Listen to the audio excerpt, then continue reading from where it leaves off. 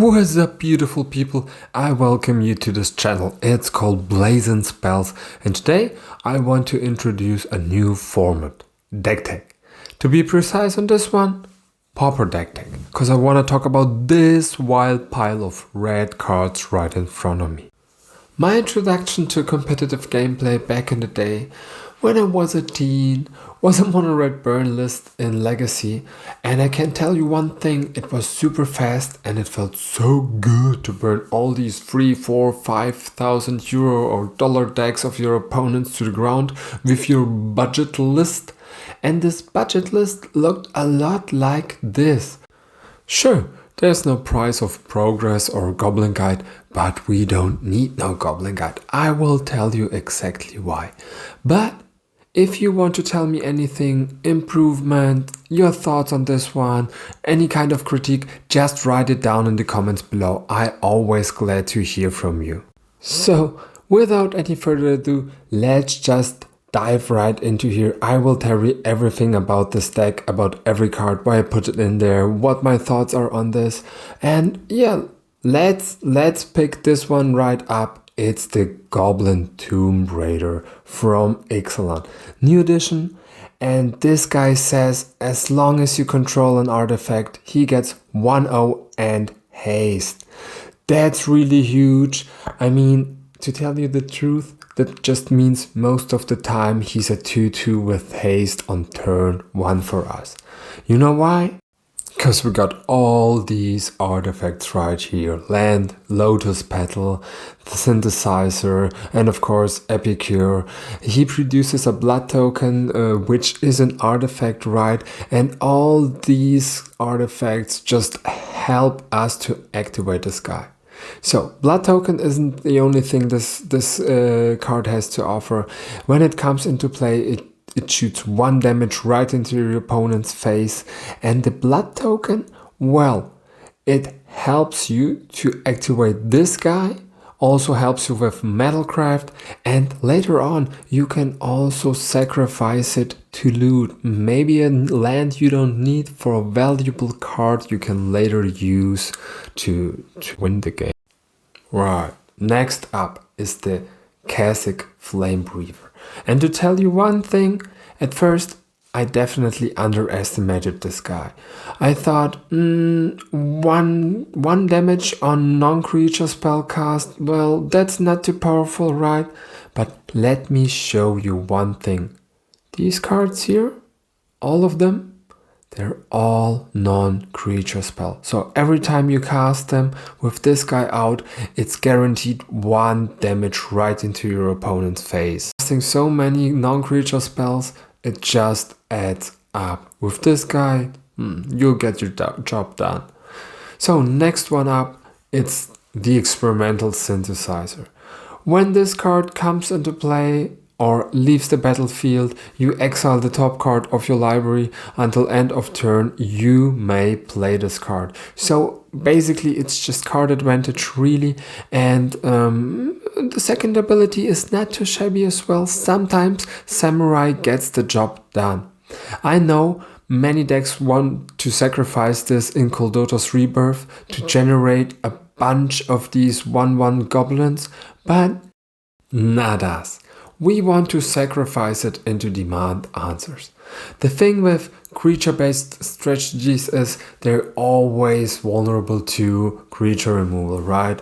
And in Pauper right now, with the garden stacks and the blue and black lists, the control ones, with all the creature removal, well, I don't want to give my opponents an advantage over me like this. So I'm keeping the creature count low and the 3 damage, 4 damage into your opponent's face high.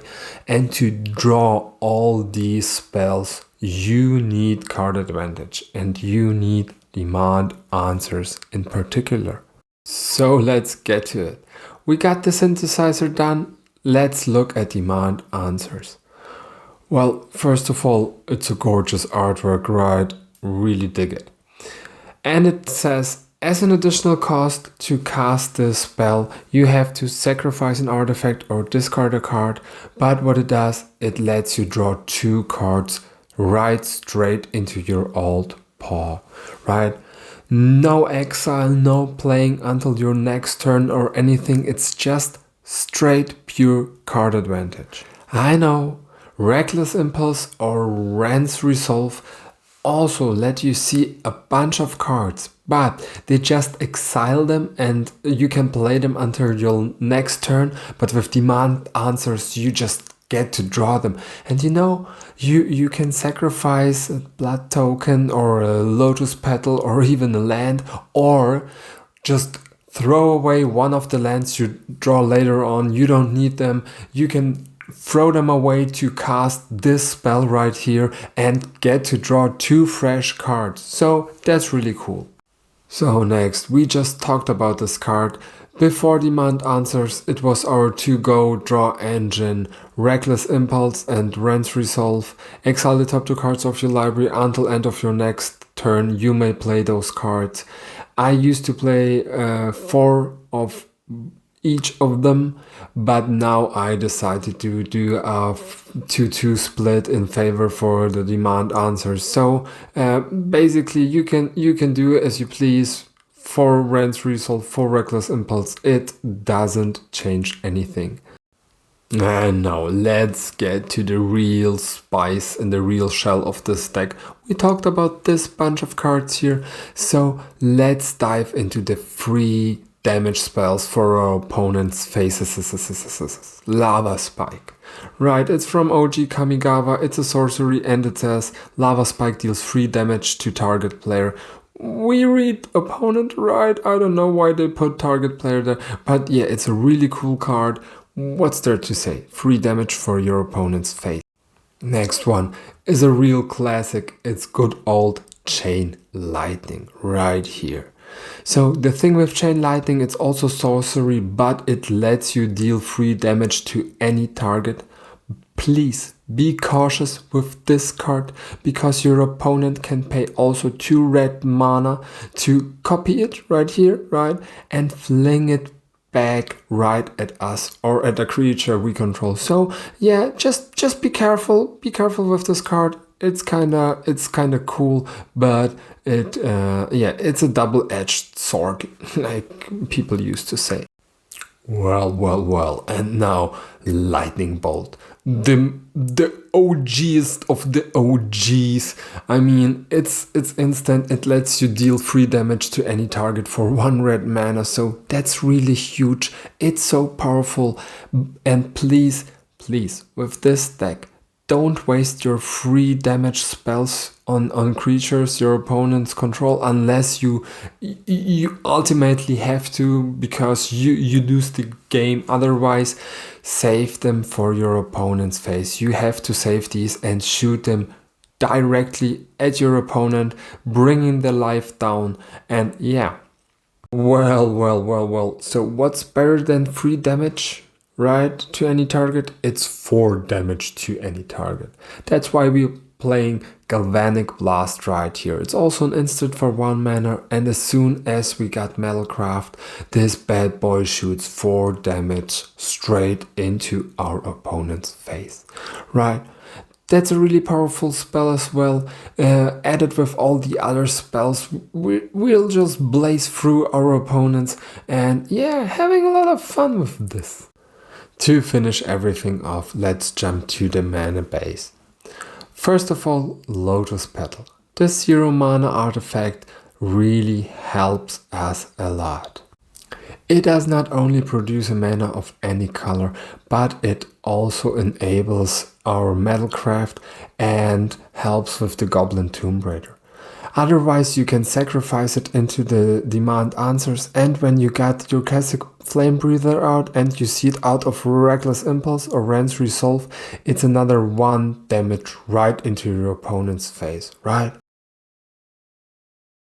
The Great Furnace, not much to say here. It's another artifact. It produces red mana, and yeah, it helps with Goblin Tomb Raider and with Metalcraft, so really need this one. Last but not least, 12 of these beautiful mountains right here. Kamigawa Neon Dynasty, right? You got cool old Soken Sun in the background right here. really dig this artwork and had to put it into my deck. Yeah, that's the list I got for Mono Red, Burn and Pauper right now. Let's do a real quick recap. So, don't waste your valuable free damage spells you got right here, all these bad boys, on your opponent's creatures, unless you ultimately have to, right? Try to burn your opponent's faces straight away. Don't waste any of these. Believe me, you will win a bunch of games. If you like this one, and if you want to see the sideboard of this deck, please like and subscribe. As soon this video hits 300 likes, I will do a follow-up and show you my sideboard. So, all the love out, peace.